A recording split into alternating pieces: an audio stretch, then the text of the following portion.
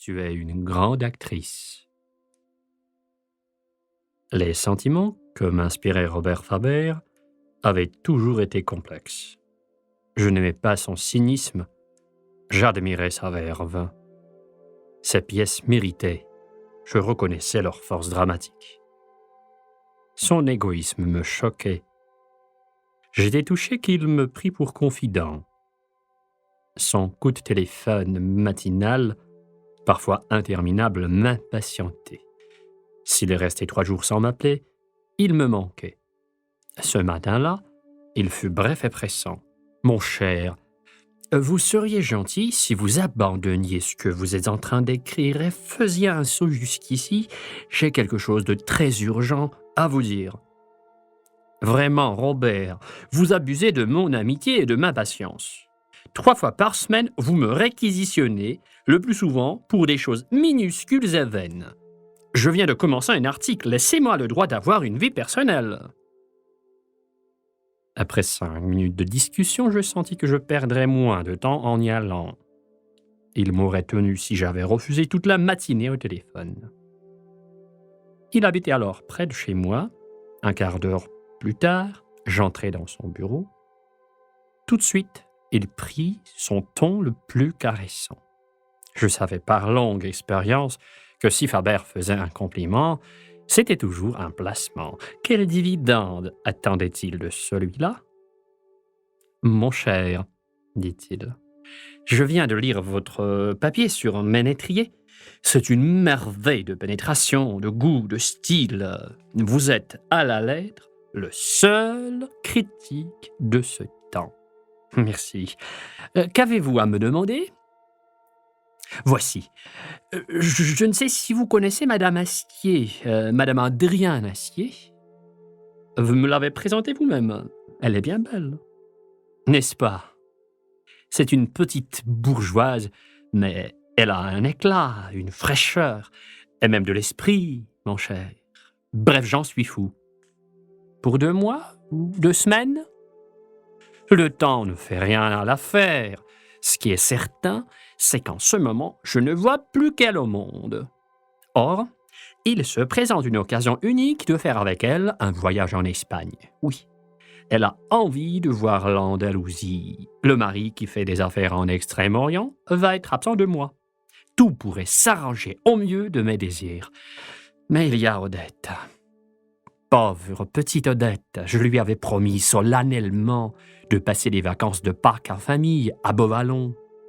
Voilà 3 ans que je n'ai fait un séjour un peu long avec elle et les enfants. Elle va être désespérée. Sans doute. Mais je ne vois pas pourquoi c'est à moi. Pourquoi? Parce que vous seul, mon cher, pouvez me rendre le service de la convaincre. Odette a en vous, je le sais, une entière confiance. Si vous lui expliquez que ma prochaine pièce se passant en Espagne, vous avez besoin, pour la couleur locale, d'y amener une Française? Ah non, je ne me charge pas d'expliquer ça. N'oubliez pas que je suis l'ami d'Odette autant et plus que le vôtre. Si elle a, comme vous le dites, et comme j'aime à le croire, confiance en moi, c'est que j'ai toujours été loyal envers elle. Vous me proposez une déloyauté. Une déloyauté? Point du tout, mon cher. J'estime au contraire que, comme ami d'Odette, vous lui rendrez un considérable service. Réfléchissez. Supposons qu'elle n'accepte pas, qu'elle fasse un drame de cette petite fugue. Qu'arrivera-t-il? Que notre ménage se brisera. Pauvre petite Odette, elle en mourrait. Et alors, qui l'aurait assassinée? Vous. Cet homme de théâtre savait assez bien conduire une scène. Je compris vite qu'une fois encore, je ne retrouverai la paix qu'en cédant. Bien, je verrai Odette, mais je ne vous promets pas de plaider votre cause. Je l'exposerai, rien de plus. Vous ne la combattrez pas, c'est tout ce que je vous demande. Je vais faire appeler Odette, je vous laisserai seul avec elle, et vous lui parlerez librement. J'essayai d'obtenir un délai, en vain. Faber, comme les héros de ces drames, était avide, autoritaire. Il appuya sur un bouton, prit le téléphone et dit à sa secrétaire priez Madame Faber de venir à mon bureau immédiatement. » Puis, il se leva et sortit. Quelques instants plus tard, Odette entra. « Tiens, vous êtes là, Bertrand! Quelle bonne surprise! Qu'avez-vous fait de Robert? Il vient de me faire appeler. » « Oui, chère Odette, c'était pour que nous ayons, vous et moi, une conversation. » « Une conversation? Quel est ce mystère? Robert vous a chargé pour moi d'un message. » « Exactement. » Sur quoi je m'efforçais de la préparer avec tact à la mauvaise nouvelle. Je dis que Robert était épuisé, que sa santé me donnait de l'inquiétude, que sa pièce n'avançait pas, qu'il avait besoin d'être seul quelques semaines dans le décor même qu'il avait choisi.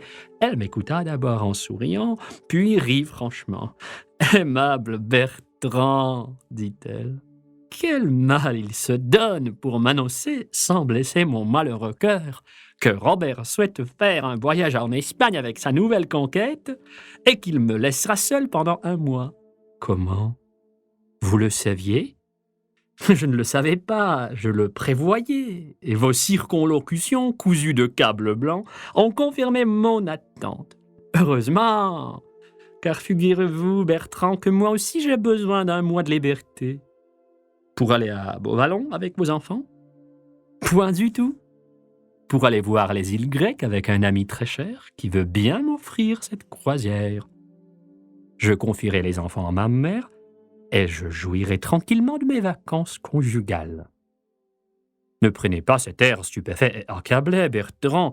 Vous ne me croyez pas capable d'inspirer un amour? » ?»« Si, bien sûr, mais je croyais que vous aimiez Robert d'un amour malheureux et fidèle. » Ce fut longtemps vrai, et aujourd'hui encore, je tiens à Robert.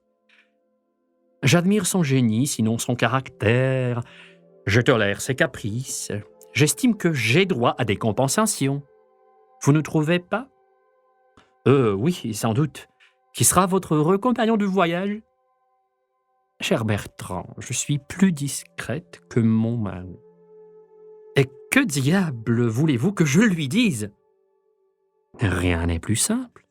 Dites-lui que le message dont vous étiez chargé m'a bouleversé, que vous m'avez adroitement consolé, que vous m'avez conseillé de faire, pour échapper à mon chagrin, une croisière en Méditerranée, peut-être avec une amie, et qu'enfin, vous m'avez laissé triste, en larmes, résigné.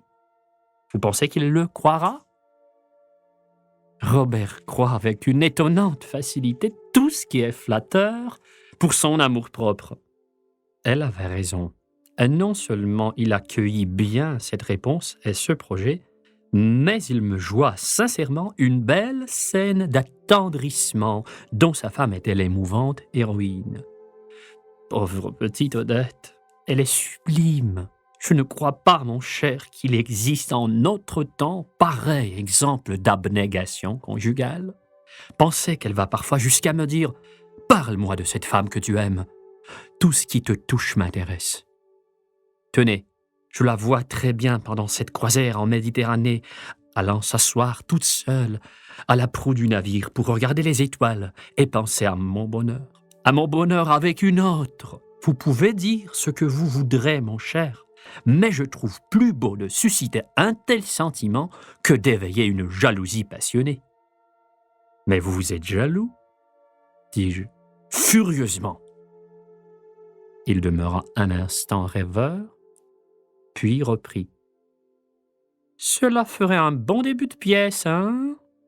La scène entre vous et moi, celle entre Odette et vous, ce sacrifice total, sans emphase, naturellement.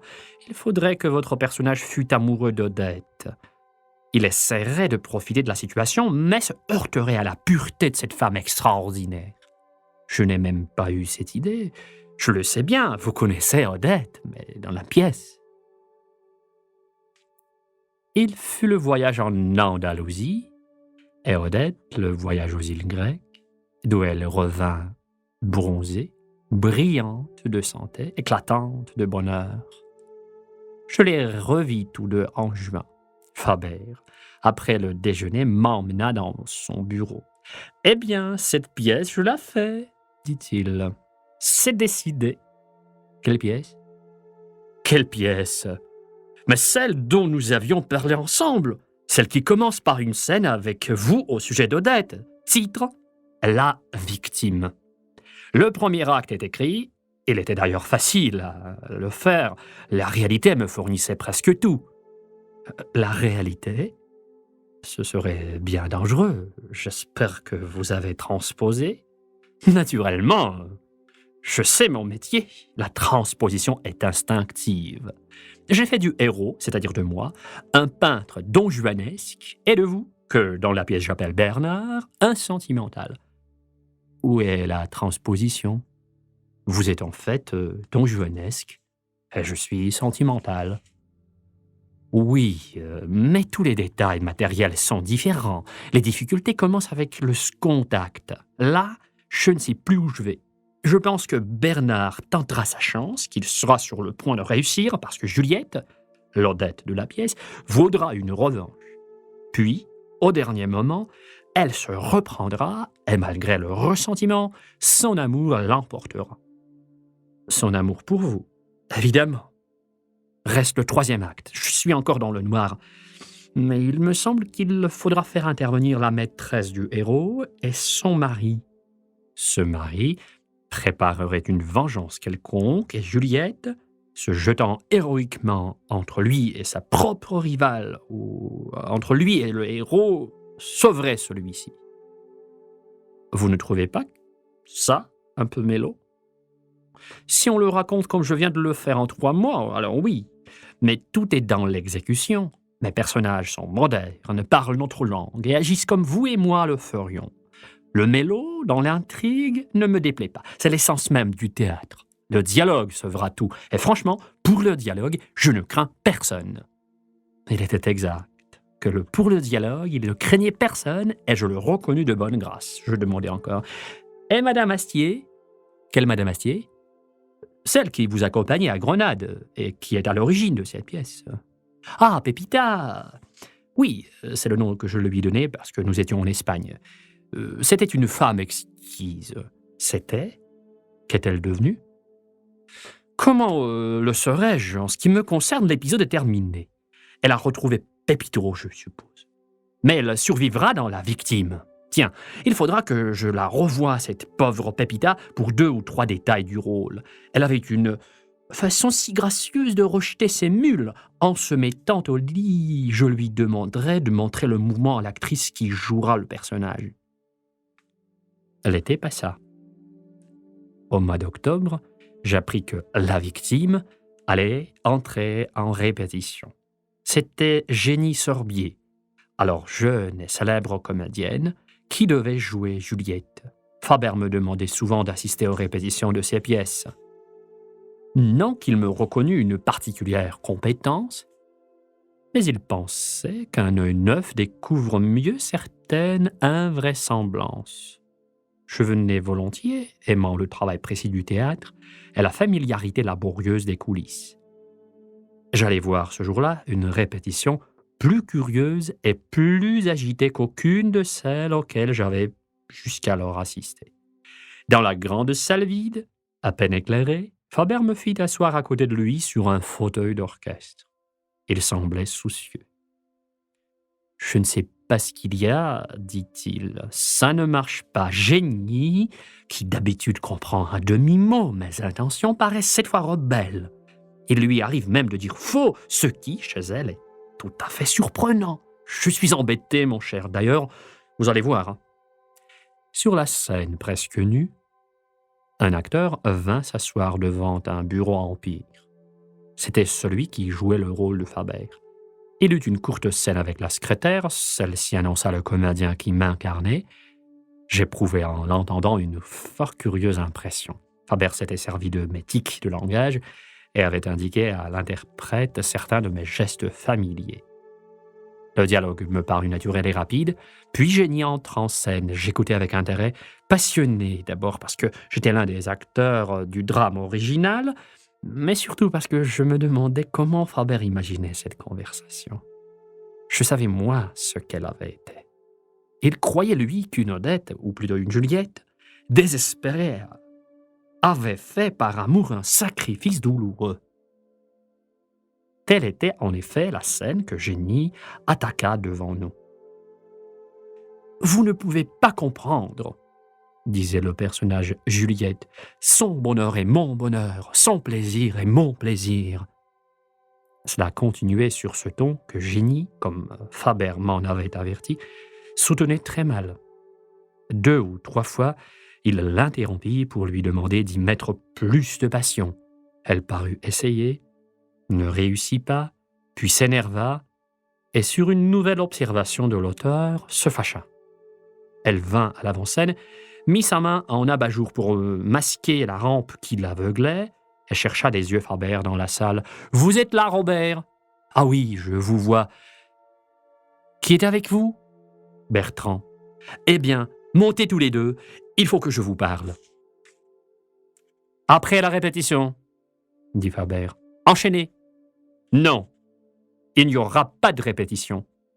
Nous avons une mise au point à faire, l'auteur et moi, et je ne jouerai plus avant cette nécessaire explication. »« Elle est folle, » me dit Faber, de l'air le plus convaincu. « Pourquoi folle ? Jenny est la comédienne la plus intelligente et la plus consciencieuse de Paris. Ce qu'elle veut vous dire mérite certainement d'être entendu. Que peut-elle avoir à dire ?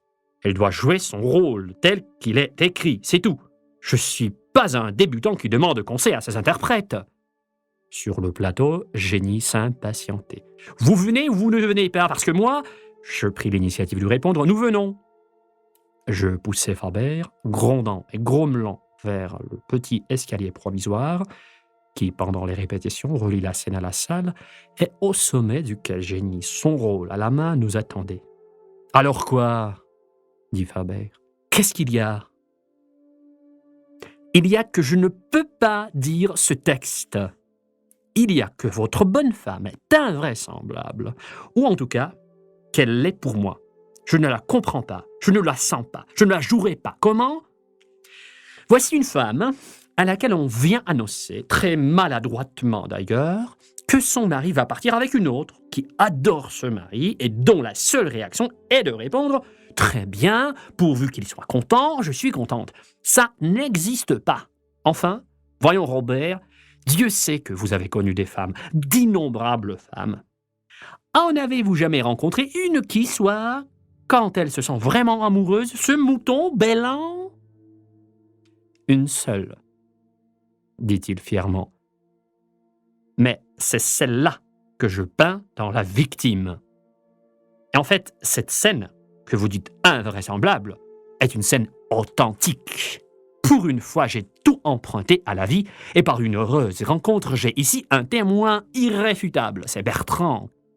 Qui a été l'interlocuteur dans une scène réelle de la femme que vous incarnez ? Jenny se tourna vers moi. « Alors c'est vous, dit-elle, qui êtes responsable de ces niaiseries ? Vous avez entendu de telles répliques ? Ce n'est pas possible. Ou la femme était une idiote, alors ce n'est pas un rôle pour moi, où elle jouait une comédie et feignait la grandeur d'âme, parce qu'elle-même, de son côté, s'apprêtait à jouir glorieusement de sa liberté. En ce cas, elle redeviendrait humaine, mais ce serait une autre pièce. J'étais placé dans une position embarrassante. Jenny avait 100 fois raison. Elle avait retrouvé par intuition d'artiste l'attitude qu'avait eue dans la vie la véritable Juliette.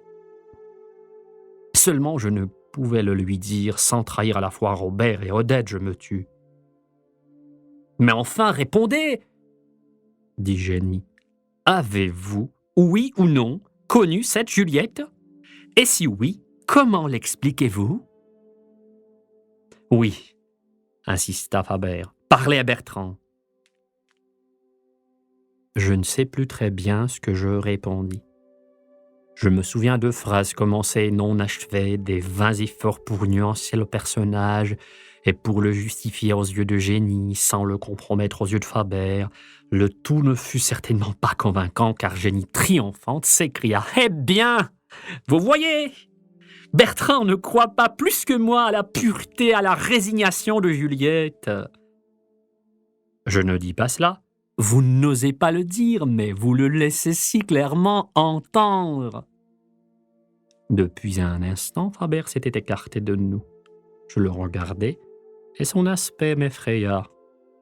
Il allait arpentant la scène du côté cour au côté jardin, en secouant la tête avec violence, tantôt passant les mains dans sa crinière léonine, et tantôt se rongeant les ongles avec fureur.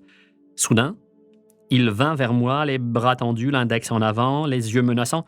« J'ai compris, dit-il. Jenny dit la vérité. Vous avez menti. Je me suis conduit comme un enfant. Je me suis adressé à l'amant d'Odette pour une démarche que seul pouvait faire un ami, car je vous croyais mon ami. » Il eut un éclat de son fameux rire, qui ressemblait à un hennissement, un rire de théâtre digne de Frédéric Lemaître ou de Garrick. Je me mis à mon tour en colère. J'étais votre ami, je le suis encore. Mais je suis aussi celui d'Odette, son ami, pas son amant. Et vous le savez bien. Est-ce ma faute si vous m'avez placé dans une situation impossible? Donc, vous avouez qu'Odette, vous avez fait des confidences que vous m'avez cachées. Je n'avoue rien du tout, je dis seulement que ma position entre vous deux était difficile. Mais déjà, il ne m'écoutait plus. Il marcha vers le fond de la scène en prononçant des mots que je ne compris pas, puis revint vers Jenny et moi, le visage détendu, presque souriant. Il plaça 2 mains énormes sur les épaules de Jenny et la regarda avec une tendresse admirative. « Tu es une grande actrice, » dit-il. « Très grande. Tu as compris par ton seul instinct de comédienne que ce que je te demandais de dire n'était ni vrai ni vraisemblable. Et moi, qui suis aussi un grand artiste, dès que tu m'as indiqué le chemin, je l'ai suivi contre mon sentiment, contre mon orgueil. J'ai vu dans un éclair la vérité. Et je vais la peindre. Ce sera très beau. Maintenant, il faut refaire cette pièce, et je te promets que cette fois, tu auras un rôle à ta mesure, un rôle que tu aimeras. » « J'en suis certaine, » dit Jenny qui semblait émue. « Quant à vous, me dit-il, quant à vous, eh bien, vous m'aiderez. » À ce moment, le concierge du théâtre se montra timidement et dit à Faber « Madame fait dire qu'elle est à la porte avec la voiture. » On entendit le fameux rire. « Madame est en bas? Demandez-lui de monter jusqu'ici. » Un instant plus tard, Odette parut, toute joyeuse. « Tiens, dit-elle, je suis admise aujourd'hui. Et Bertrand aussi. Ça va si bien que ça? Bonjour, Jenny. » Faber la regardait en secouant la tête. « Tu es une petite garce, dit-il. Mais je t'aime bien. Et toi aussi tu m'aimes bien. Oui, que tu le veuilles ou non, tu n'aimes que moi. Je veux écrire, ma petite Odette, la plus belle pièce de ma vie. » « Je ne comprends pas, dit-elle, mais je te crois. » Faber ne travaillait pas souvent. Il faisait chaque année une seule pièce et l'achevait en 3 ou 4 semaines. Mais quand il était au travail, il s'y donnait tout entier. D'abord, il racontait son sujet à tous ceux qu'il rencontrait pour essayer des effets. Il comptait bien, imitait les voix, mimait les expressions et trouvait son inspiration dans le mouvement du récit. Puis, quand il se croyait sûr de son scénario, il dictait des scènes à une secrétaire, habituée à saisir des phrases au vol tandis qu'il marchait dans son bureau en occupant successivement les places de tous les interprètes. Enfin, il relisait le brouillon et, à ce moment, me consultait parfois. La nouvelle version de La Victime me parut excellente. Avec un surprenant courage, il était allé jusqu'à l'extrême pointe d'une situation pour lui pénible. Cela faisait un drame fort et vrai, avec de nombreux aspects de comédie qui allégeaient la tension et formaient, avec la scène violente, d'heureux contrastes.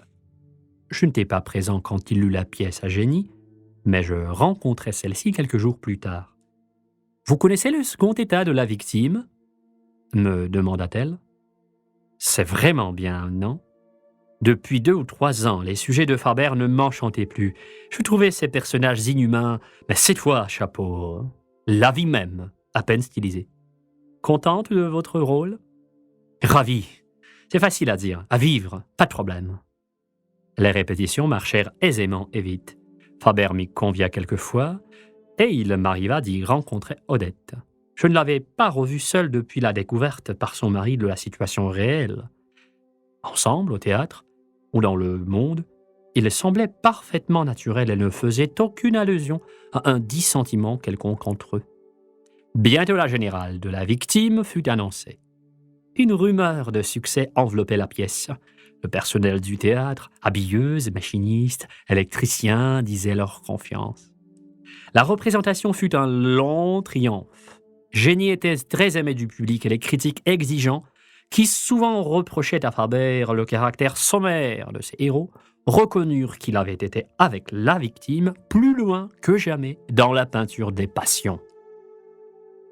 Quand le rideau après 12 rappels se fut enfin baissé pour la dernière fois, les amis se ruèrent dans les coulisses. Avançant difficilement à petits pas dans un corridor encombré, j'écoutais les conversations des gens qui me pressaient de tous côtés. Beaucoup avaient identifié les Mollel. Étonnant. Quoi ? Génie est arrivé à parler tout à fait comme Odette Faber. Oui, et c'est d'autant plus remarquable que les deux femmes se ressemblent si peu. Et Bertrand, hallucinant, jusqu'à manière de marcher. Faites attention, mon vieux, il est derrière vous. Quand la vague qui me soulevait déferla dans la loge de Génie, où se tenaient aussi Robert et Odette, une amie maladroite ou féroce dit à celle-ci « Je vous ai bien reconnu !» Odette éclata d'un rire sincère et gai. « Moi ?» dit-elle. « Mais je ne joue aucun rôle dans cette histoire. »« Comment ?